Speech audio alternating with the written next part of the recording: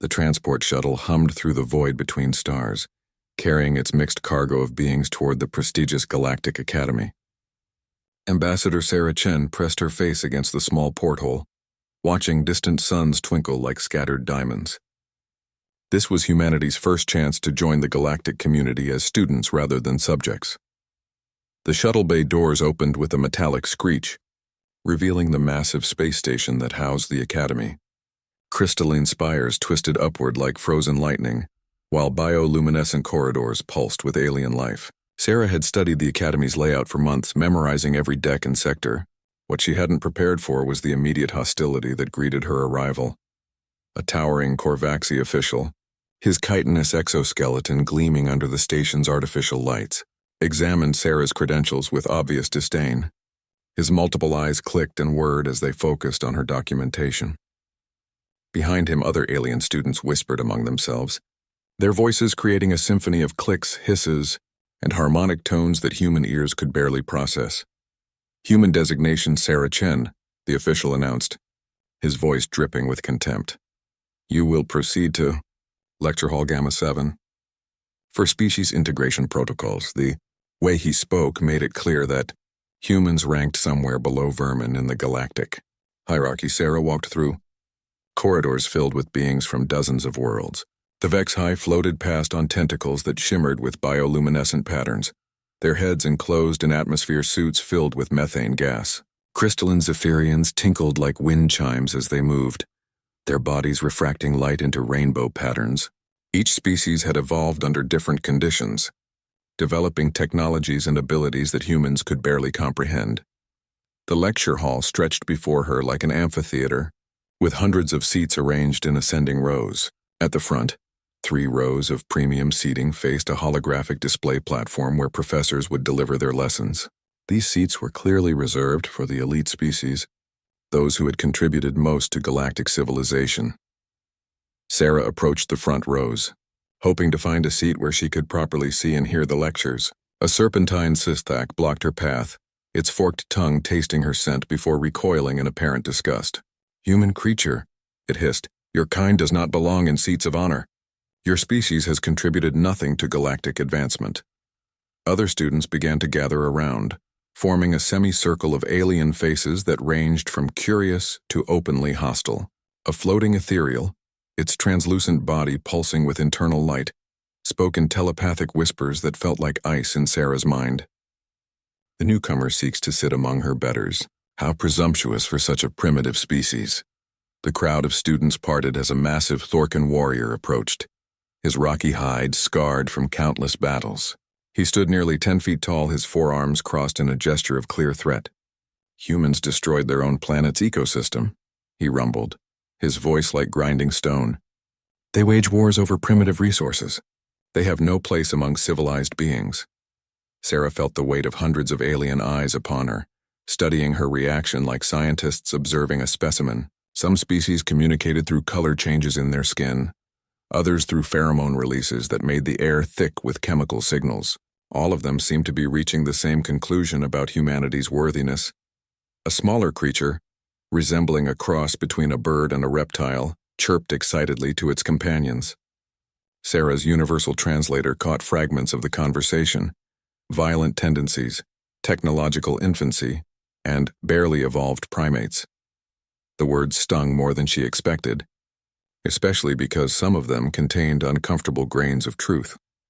Professor Veltash entered the lecture hall, his 6 legs carrying his spider-like form across the platform with elegant precision. His compound eyes swept across the assembled students before settling on Sarah. I see we have our human representative, he announced, his voice carrying clearly through the hall's acoustics. How fascinating to observe such a recent addition to galactic society. The professor's tone wasn't overtly hostile, but it carried the same condescending quality that Sarah had encountered since boarding the shuttle. It was the voice of someone addressing a child or a pet, not an equal. She realized that this was how the entire galaxy viewed humanity, as cosmic toddlers who had barely learned to walk among the stars. Human Chen, Professor Veltash continued, you will find accommodations in the rear section of the hall. Row 207 should provide adequate seating for your species' requirements. The professor gestured toward the very back of the amphitheater, where the seats were smaller, and the view of the holographic displays would be severely compromised. Sarah looked at the back row, then at the pristine front seats reserved for worthy species. The distance between them seemed to represent more than just physical space. It was a chasm of respect, recognition, and perceived value. Every alien in the hall was watching to see how the human would react to this obvious relegation. She could feel the collective expectation that she would shuffle meekly to the back, accepting humanity's place at the bottom of the galactic food chain. The Korvaxi official from earlier clicked his mandibles in what might have been amusement. The ethereal's telepathic presence felt smug and satisfied. Even the smaller species seemed to take comfort in having someone definitively below them in the hierarchy. But Sarah Chen hadn't traveled across the galaxy to accept scraps from the galactic table. She had come here carrying the hopes and dreams of 8 billion humans who believed their species deserved better. She represented every human who had ever looked up at the stars and wondered what lay beyond Earth's atmosphere. The moment stretched into uncomfortable silence as Sarah made her decision. She would take her assigned seat in the last row, but this wasn't surrender. It was strategy. From that position, she would observe, learn, and wait for the perfect moment to show these advanced civilizations what humans were truly capable of achieving. Sarah made her way to row 207, her footsteps echoing in the sudden quiet of the lecture hall. Every alien eye tracked her movement as she climbed the steep stairs toward the back section.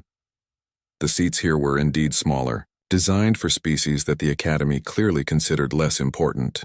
The holographic display at the front appeared tiny from this distance, and she knew she would struggle to see the fine details of whatever the professors presented. As she settled into her assigned seat, whispered conversations resumed throughout the hall. The universal translator picked up fragments in dozens of languages. Knows her place. Proper hierarchy. And, at least, the primitive shows respect. Sarah kept her expression neutral, but inside, a fire was building that these aliens couldn't yet comprehend.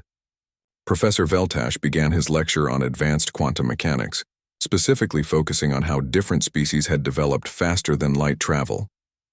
The holographic display showed complex mathematical equations that shifted and rotated in three-dimensional space. From her position in the back, Sarah had to squint to make out the smaller symbols and variables. The professor called upon various students to demonstrate their species' contributions to galactic science. A crystalline Zephyrian student stood and manipulated the holographic equations with thought alone, their crystalline body resonating at frequencies that directly interfaced with the Academy's computers. The front rows murmured appreciatively at this display of advanced biotechnological integration. Next, a HFY student extended tentacles that secreted a bioluminescent substance, creating complex chemical equations in the air. Their contribution to galactic civilization was the development of organic computers that could process information faster than traditional quantum systems. Again, the front rows responded with respectful attention. When Professor Veltash's gaze swept toward the back of the hall, Sarah felt a familiar chill. Perhaps our human representative would like to share her species' contributions to faster-than-light travel? The question was clearly meant to embarrass, as everyone knew humans had only achieved FTL capability through reverse engineering crashed alien technology. Sarah stood slowly, feeling the weight of hundreds of alien stares. She could have mumbled something about humanity's primitive warp drives, essentially admitting their technological inferiority. Instead, she chose a different approach entirely. Humans didn't develop faster-than-light travel, she said clearly, her voice carrying to every corner of the hall. We developed something more valuable, the ability to repair and improve technology we don't fully understand. The hall fell silent, uncertain where this was leading. When the Korvaxi scout ship crashed on Earth 50 years ago, Sarah continued, your engineers said the damage was beyond repair. The quantum matrices were collapsed, the bio-neural networks were fried, and the hull integrity was compromised beyond salvation. Your own species wrote it off as a total loss. She noticed the Korvaxi students shifting uncomfortably in their seats. This was clearly a sensitive topic that their species preferred not to discuss. Human engineers, using nothing but primitive tools and stubborn determination, Not only repaired that ship but improved its efficiency by 12%. We didn't understand the quantum mechanics behind the technology, but we understood something equally important: how things break, and how broken things can be made stronger. Professor Veltash's compound eyes focused intently on Sarah. Are you suggesting that ignorance is somehow superior to knowledge, Human Chen? I'm suggesting that there's a difference between theoretical understanding and practical application, Sarah replied. Your species can explain exactly why something should be impossible, but humans have a talent for making impossible things work anyway. A Thorkin warrior in the front row growled dismissively. Crude tinkering is not the same as scientific advancement, human. Any species can bang rocks together until something works. Sarah smiled, and several aliens near her recoiled at the predatory expression. That's exactly my point. When the Zephyrian crystal gardens were attacked by the Void Plague 3 years ago, their biocomputers calculated a 0.003% chance of survival. Mathematically perfect, scientifically precise, and completely hopeless. The crystalline Zephyrian students began resonating at frequencies that indicated distress. This was another topic that advanced species didn't like to remember. But humans don't accept mathematical impossibilities, Sarah continued. We sent volunteer medical teams who ignored the calculations and focused on saving lives. We used primitive chemical treatments that your computers said couldn't possibly work. We lost 60% of our volunteers to the plague, but we saved the gardens. The hall was completely silent now. Even Professor Veltash seemed uncertain how to respond to this unexpected turn in the lecture. The Ethereal's telepathic network was nearly destroyed by psychic parasites last year, Sarah pressed on. Your collective consciousness calculated that purging the infected nodes would result in the death of 40 million beings. Unacceptable losses by any civilized standard. Several ethereals in the front rows began pulsing with agitated light patterns. Their telepathic voices whispered angrily in Sarah's mind, but she pushed through the psychic pressure. Humans volunteered to serve as psychic circuit breakers. We couldn't join your telepathic network, but we could interrupt it. We allowed the parasites to attack our minds instead, burning them out through sheer mental incompatibility. 70 human volunteers died in screaming agony, but we saved your civilization. The whispers throughout the hall had stopped entirely. Every alien was staring at Sarah with expressions ranging from surprise to something that might have been respect. So no, Sarah concluded. Humans haven't contributed elegant equations or beautiful crystal matrices to galactic civilization. What we've contributed is the willingness to sacrifice ourselves for others, even when mathematics says it's pointless. We've contributed the stubborn refusal to accept that anything is truly impossible. Professor Veltash clicked his mandibles thoughtfully. Interesting perspective, Human Chen. However, noble intentions do not change the fundamental hierarchies of scientific advancement. Please be seated so we may continue with actual educational content. Sarah sat back down, but something had changed in the lecture hall. The aliens were no longer looking at her with contempt or amusement. They were looking at her with the cautious attention one might give to an unexpectedly dangerous creature. Over the following weeks, Sarah established a routine that puzzled the other students. While they socialized in species-specific groups and competed for the professor's attention, she spent her time in the Academy's vast digital archives, absorbing information at a rate that surprised even the computer systems. The archives contained the collective knowledge of 47 galactic civilizations, representing millions of years of scientific advancement. Most students focused on their species specializations. Zephyrians studied crystal resonance technology, Vex-High examined bioneural networks, and Thorkin warriors analyzed combat applications of various technologies. Sarah studied everything.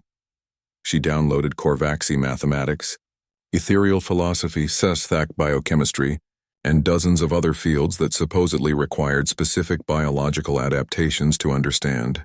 The archive systems began flagging her access patterns as anomalous. No single being should be able to process such diverse information streams. In the lecture halls, she remained relegated to the back row, but her questions during the discussion periods became increasingly sophisticated. When Professor Veltash discussed quantum entanglement applications, Sarah asked about theoretical applications that even the professor hadn't considered. When Professor Zixhai explained bioneural integration, Sarah proposed alternative pathways that made the Vexhai instructor pause and recalculate her assumptions. The other students began to notice these exchanges. Whispered conversations followed Sarah through the corridors, but the tone had shifted from mockery to uncertainty. A few brave individuals even attempted to approach her between classes, though most were quickly discouraged by their peers. The first real test came during Professor Korthal's practical engineering examination. The Thorkin instructor had designed a challenge that played to each species' strengths. Repair a damaged quantum processor using only basic tools and raw materials. The catch was that each team would receive a processor damaged in a way that specifically targeted another species' technological blind spots. This exercise demonstrates why galactic cooperation requires each species to contribute their unique capabilities, Professor Korthal announced, his rocky hide scraping against the podium. No single species can master all aspects of galactic technology. The teams were assigned randomly, and Sarah found herself working alone while other species formed groups of 3 or 4 members. The damaged processor she received had been sabotaged using ethereal psychic resonance techniques. The quantum matrices were locked in telepathic feedback loops that would normally require an ethereal mind to untangle. Around the laboratory, other teams began working on their assignments with confident efficiency. The Zephyrian group harmonized their crystal bodies to resonate with their damaged biocomputer, slowly coaxing it back to functionality. The Vexhai team secreted specialized enzymes that dissolved corrupted bioneural pathways, allowing healthy tissue to regrow. Sarah examined her quantum processor with growing fascination.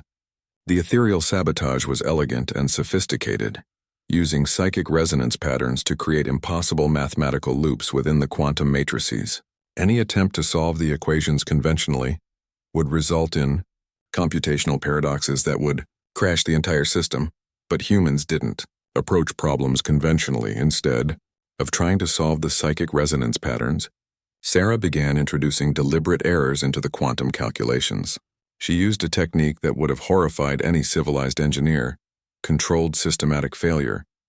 By creating precisely calibrated mistakes in the mathematical foundations, she forced the paradoxes to cancel each other out. Professor Korthal noticed her unconventional approach and called other instructors over to observe. Soon, a small crowd of faculty members gathered around Sarah's workstation, watching with expressions of fascination and horror as she deliberately broke fundamental laws of quantum mechanics. This should not be possible, Professor Veltash whispered to his colleagues. She is violating basic principles of mathematical logic. Human Chen, Professor Korthal rumbled, explain your methodology. How do you expect to repair a quantum processor by introducing additional errors? Sarah looked up from her work, her hands still manipulating the delicate quantum matrices. I'm not repairing it by conventional standards. I'm teaching it to function despite being broken. She gestured to the processor's display, which was showing impossible readings that should have indicated catastrophic failure. The ethereal sabotage creates perfect logical loops that trap the processor in telepathic feedback, she explained. But humans are used to dealing with imperfect logic. We function despite contradictions, paradoxes, and incomplete information. So I'm making the processor more human. With a final adjustment, Sarah stepped back from her workstation. The quantum processor hummed to life, displaying output that was simultaneously mathematically impossible and functionally perfect. It was working at 97% efficiency despite operating under conditions that violated several fundamental laws of physics. The laboratory fell silent as other students stopped their work to stare at Sarah's impossible achievement. The ethereal team, which should have had a natural advantage with this type of sabotage, was still struggling with the psychic resonance patterns that Sarah had simply chosen to ignore. Professor Korthal examined the processor with all 4 of his hands, his rocky features showing something that might have been awe. This is not repair, he announced to the gathered faculty. This is transformation. She has fundamentally altered the nature of how this technology operates. One by one, the other student teams completed their assignments using conventional methods that restored their processors to standard functionality. Sarah's processor continued to hum with impossible efficiency, a monument to human stubbornness and refusal to accept limitations. As the class ended, Sarah noticed something that made her smile. For the first time since arriving at the academy, students were approaching her voluntarily. A young Zephyrian named Crystalline resonated with curious harmonics as she examined Sarah's work. A Vex-High student extended tentacles in greeting, secreting pheromones that indicated respectful interest. But most significantly, she noticed that several students had chosen seats closer to the back of the lecture hall for the next class. Not in the last row with her, that would have been too dramatic a change, but definitely not in the front 3 rows where they had previously clustered. The rigid hierarchy that had seemed so absolute on her first day was showing its first cracks. Sarah Chen, the human who had been relegated to the back row, was beginning to demonstrate that sometimes the view from the bottom could reveal things that those at the top couldn't see. The Academy's emergency alarms began wailing during Professor Zixhai's advanced bioengineering seminar, their piercing tones cutting through the normal hum of academic discussion. Red warning lights bathed the lecture halls in an ominous glow as automated announcement systems began broadcasting urgent messages in 47 different languages. All students report to designated emergency stations immediately, the computer voice announced. This is not a drill. The Academy is under attack by unknown hostile forces. Through the massive viewing ports that lined the Academy's outer corridors, Sarah could see the attacking fleet approaching like a swarm of angry insects. The ships were unlike anything in the galactic databases, sleek black vessels that seemed to absorb light rather than reflect it, moving in formations that defied conventional space combat tactics. As students and faculty rushed toward emergency stations, Sarah found herself swept along with a group of mixed species heading for Emergency Bay 7. The designated area was chaos, with beings from dozens of worlds trying to organize themselves according to species-specific evacuation protocols. The Corvaxi students formed rigid military formations, their chitinous exoskeletons gleaming as they prepared for potential combat. The ethereals gathered in telepathic clusters, their collective consciousness sharing information faster than any computer network.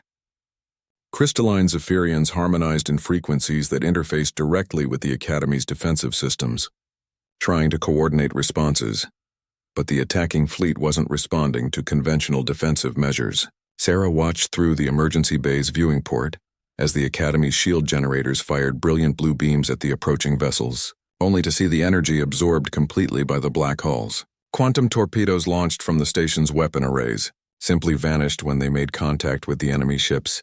The attackers are using some form of null physics technology, announced Emergency Coordinator Velthak, his 6 legs skittering nervously across the bay's deck plating. Our weapons and shields are completely ineffective. All defensive systems are being drained of power upon contact. A young Vex-High student named Gelhai extended worried tentacles toward Sarah. Human Sarah, your species has experience with impossible situations. What do humans do when their weapons don't work? Sarah studied the attacking fleet through the viewing port, noting their perfect formations and synchronized movements. We stop fighting their strengths and start fighting their weaknesses, she replied. Those ships are designed to absorb energy and negate conventional weapons. But every technology has limitations. The emergency bay shuddered as the first enemy vessels began docking with the Academy's outer hull. Cutting beams that produced no light or heat began slicing through the station's reinforced bulkheads like they were made of paper. Whatever technology the attackers possessed, it was beyond anything the Galactic Alliance had encountered. Attention Academy personnel, came another announcement. Enemy forces have breached sections 7 through 12. All defensive teams report to contact points immediately. Sarah watched as the various species organized their defensive strategies according to their natural abilities. The Thorkin warriors prepared their advanced combat armor and energy weapons. The Susthak released combat pheromones that would enhance their reflexes and strength. The Ethereals prepared to assault the invaders' minds with coordinated telepathic attacks. But Sarah had spent weeks studying these species' capabilities, and she knew their conventional approaches would fail against an enemy that could simply negate energy-based attacks and absorb directed force. Coordinator Velthak, Sarah called out, raising her voice above the chaos. I need access to the Academy's maintenance sections, the areas where you store obsolete equipment and backup systems. The Corvaxi coordinator clicked his mandibles dismissively. Human Chen, this is not the time for academic curiosity. Report to your assigned evacuation pod and His words were cut off as a section of the emergency bay's wall simply ceased to exist, dissolved by the attacker's impossible technology. Through the gap stepped beings that defied easy description, tall, angular creatures that seemed to be composed of crystallized darkness, moving with predatory grace that suggested they had evolved for hunting rather than building. The defenders opened fire immediately. Thorkin energy cannons discharged brilliant plasma bolts that were absorbed harmlessly into the attackers' dark carapaces. Ethereal telepathic assault struck minds that operated on completely alien principles, causing feedback that left several ethereals writhing in psychic agony. The attacking creatures responded by extending appendages that looked like solidified shadow. Where these touched the Academy's defensive systems, equipment simply stopped functioning, energy fields collapsed, computer systems went dark, and even the emergency lighting began to fail. Their technology neutralizes our advantages, Sarah realized aloud. They're not just absorbing energy, they're negating the fundamental forces that make our technology work. As more defenders fell to the attackers' reality-negating abilities, Sarah made a decision that would have seemed insane to any civilized being. Instead of retreating toward the evacuation pods, she ran toward the maintenance sections, diving through service hatches that led to the Academy's forgotten storage areas. Behind her, she could hear Gelhai calling out in concern, followed by the sound of tentacles slapping against metal as the Vex-High student pursued her into the maintenance tunnels. Several other students followed, abandoning their species-specific evacuation protocols to chase after the human who seemed to have a plan. The maintenance sections were filled with obsolete equipment from dozens of species, technologies that had been replaced by more advanced systems over the centuries. Sarah began pulling items from storage containers with desperate efficiency. Primitive chemical explosives, mechanical tools that required no power source, and kinetic weapons that operated on basic physical principles. Sarah, Gelhai gasped. These technologies are thousands of years old. They're completely obsolete compared to modern weapons.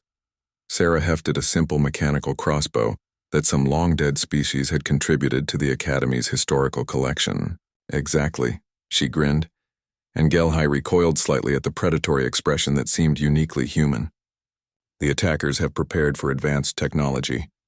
I don't think they've prepared for obsolete technology. As the sound of battle grew closer, Sarah began distributing primitive weapons to the students who had followed her. Chemical explosives that worked through simple combustion rather than energy manipulation. Mechanical projectile weapons that relied on springs and leverage rather than power cells. Even basic metal tools that could serve as clubs and spears. You're suggesting we fight reality-negating aliens with Stone Age weapons? Asked Crystalline, the young Zephyrian's crystalline body resonating with frequencies that indicated extreme confusion.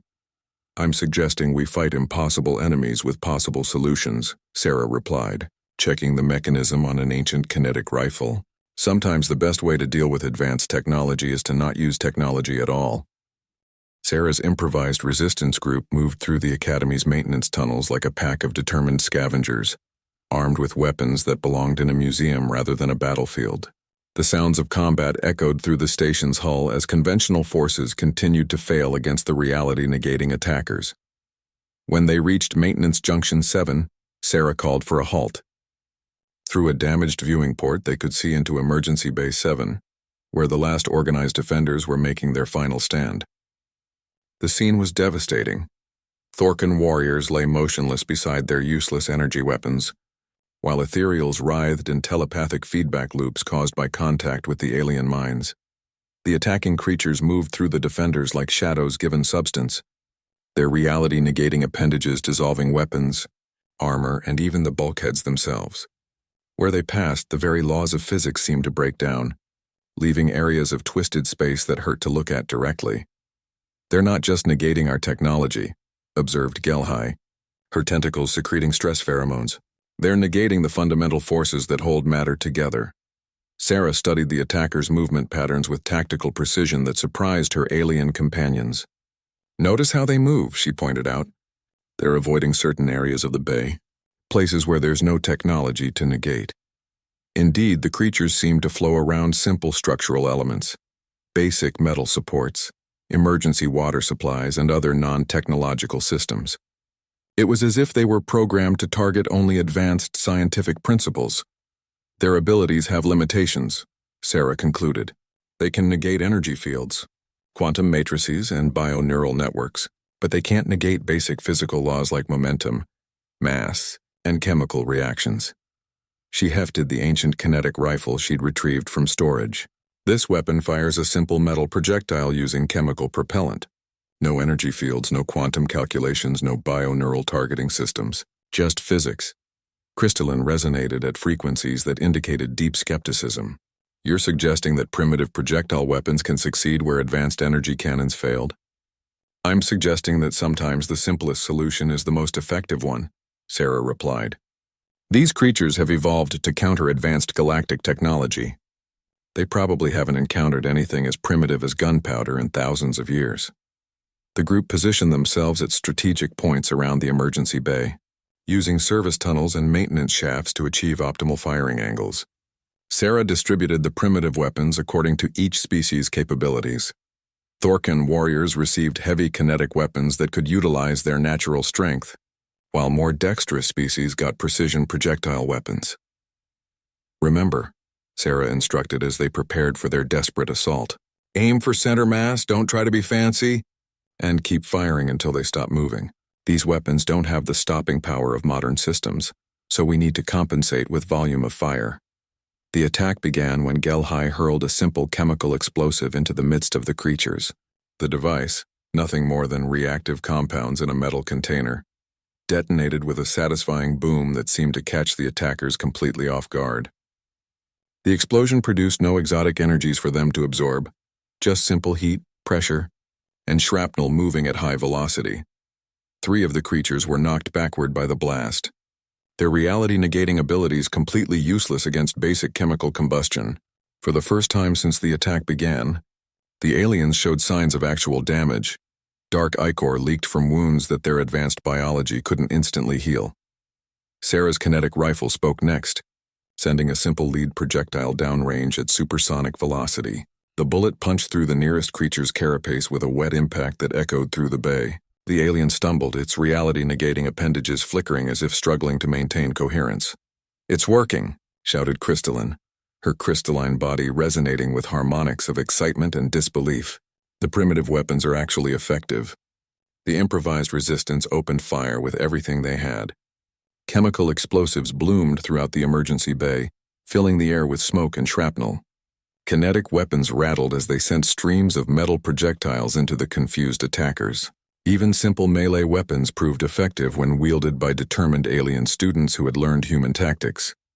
The creatures tried to adapt, extending their reality-negating appendages toward the primitive weapons, but the technology was so simple that there was nothing to negate.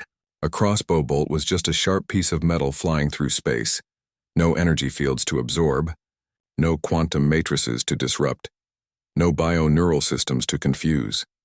As the battle turned in their favor, more Academy personnel began to rally behind Sarah's unconventional approach.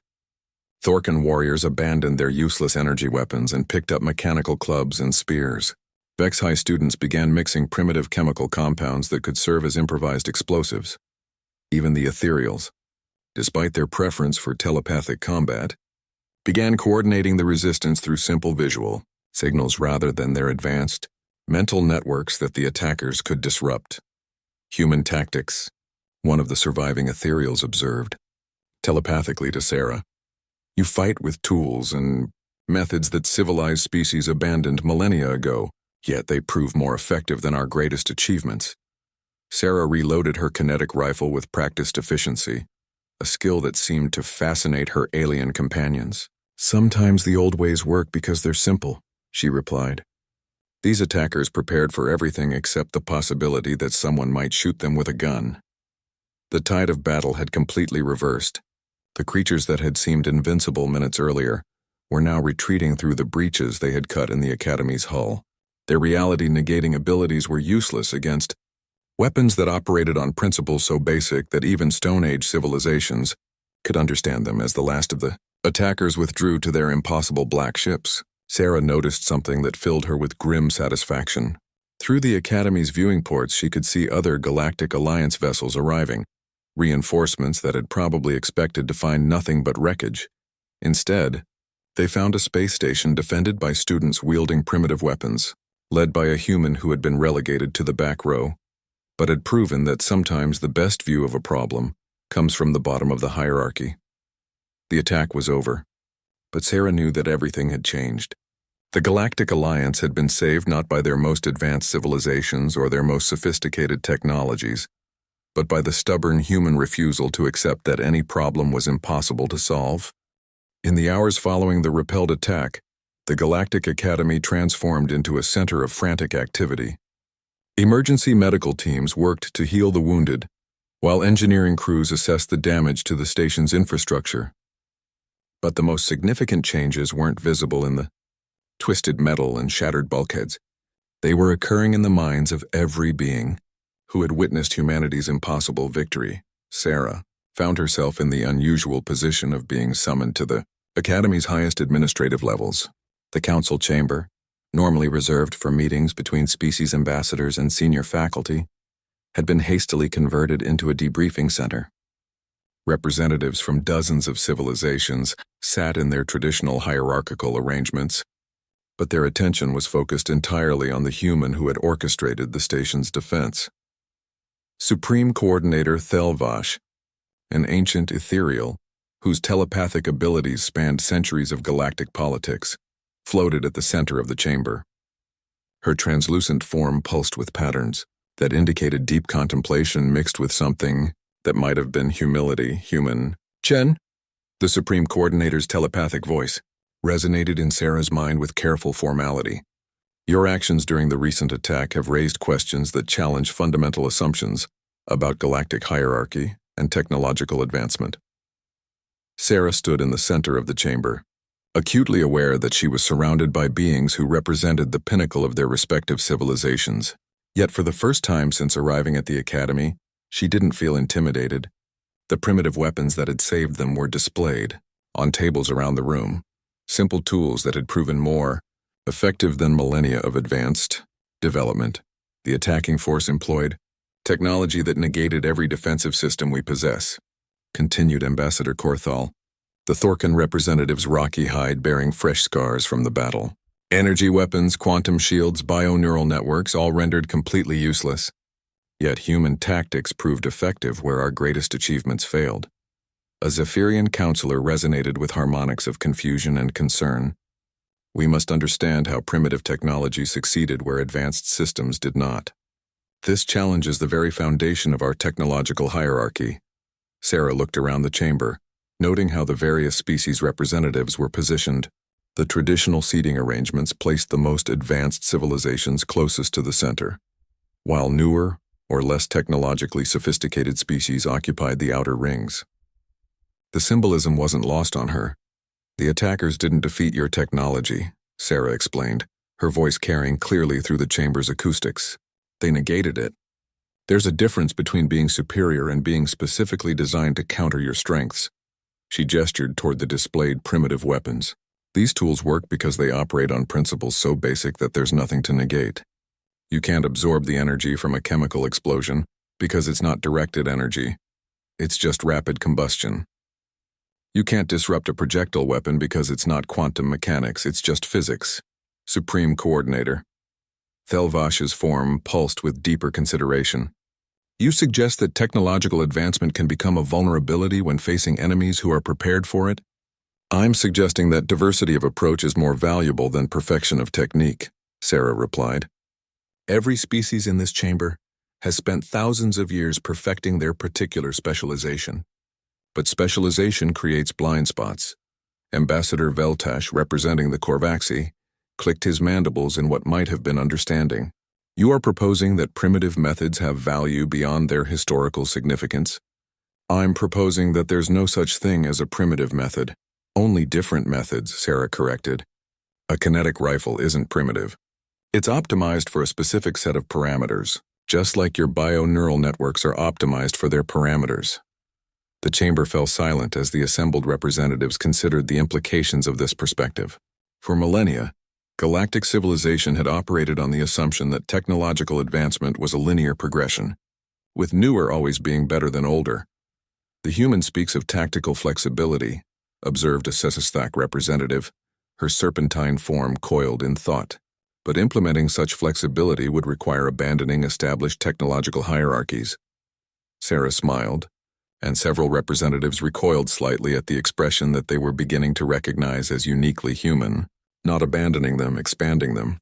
Every species here has capabilities that others lack. But you've organized yourselves based on perceived advancement rather than complementary abilities. She gestured toward the chamber's seating arrangement. The Thorkin warriors have incredible physical strength, but you place them below the ethereals because telepathy seems more advanced than muscle. The Vexhi can process biological information faster than any computer, but you rank them below the Zephyrians because crystal resonance seems more sophisticated than biochemistry. You're suggesting a reorganization of galactic society, Supreme Coordinator Thelvash observed, her telepathic presence carrying undertones of both fascination and concern. I'm suggesting that maybe there shouldn't be a hierarchy at all, Sarah replied. Maybe there should just be cooperation between equals who bring different strengths to solve common problems. The chamber erupted in dozens of different forms of discussion. Ethereals pulsed with telepathic exchanges. Zephyrians resonated with harmonic debates, and Korvaxi mandibles clicked in rapid military consultations.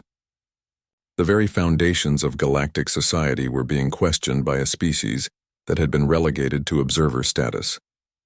Ambassador Korthial raised one of his massive hands for attention. Human Chen raises valid tactical points, but implementation would require unprecedented changes to established protocols. How do we test such theories without disrupting galactic stability? Sarah looked around the chamber at the faces and face analogs of beings who had the power to reshape civilization. You start small, she suggested. You start with one academy, one station where different species work together as equals rather than in hierarchy. And you believe this approach would prove more effective than our current systems? Asked the Sisithak representative. I believe it would prove more flexible than your current systems, Sarah replied.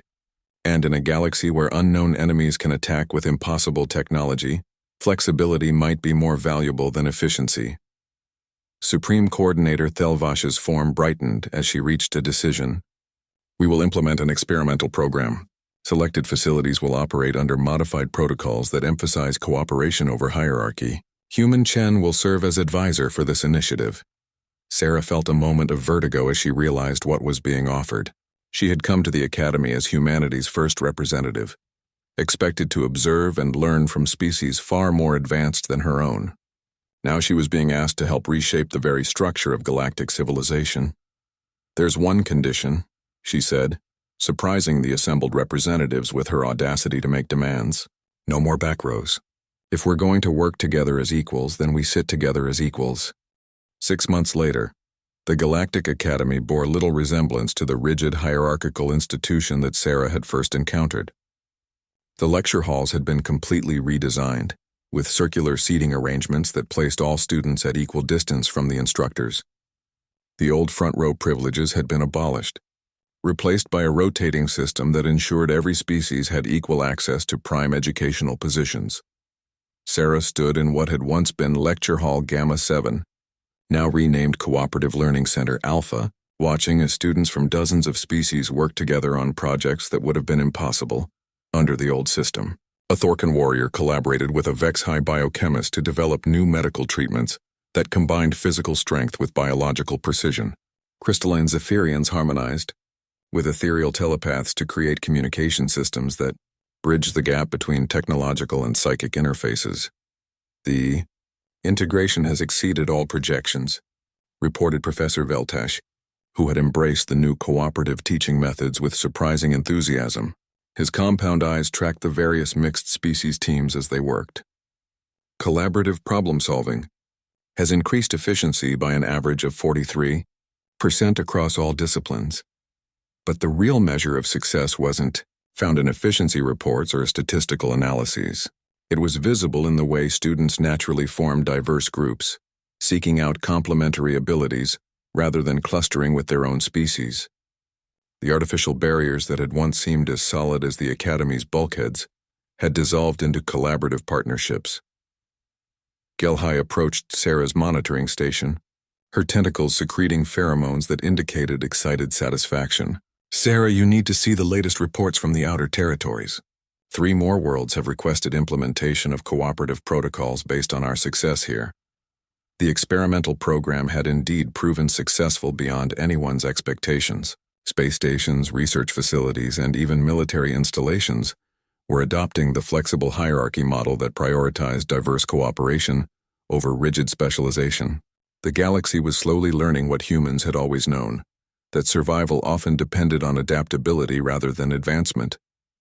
There's something else, Gelhai continued, her biochemical communications shifting to indicate more serious news. Long-range sensors have detected movement in the void sector, the same technology signatures as the attackers who hit the academy. Sarah felt a familiar chill, but it was tempered by confidence that hadn't existed 6 months earlier. How many facilities are now operating under cooperative protocols? 47 major installations with more requesting conversion every week, Gelhai replied. Why?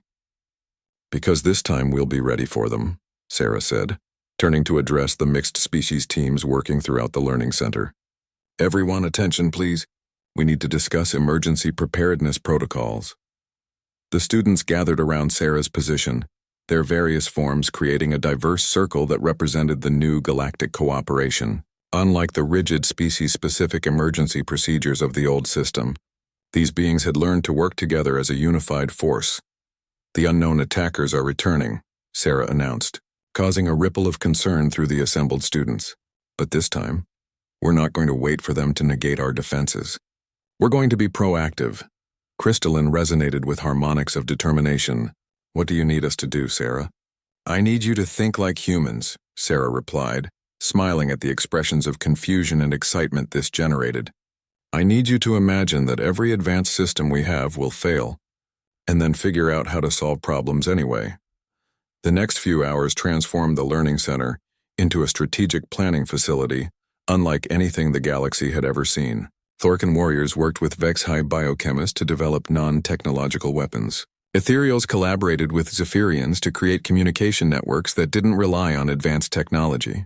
Even the Susthak contributed their expertise in biological warfare adapted to primitive delivery systems.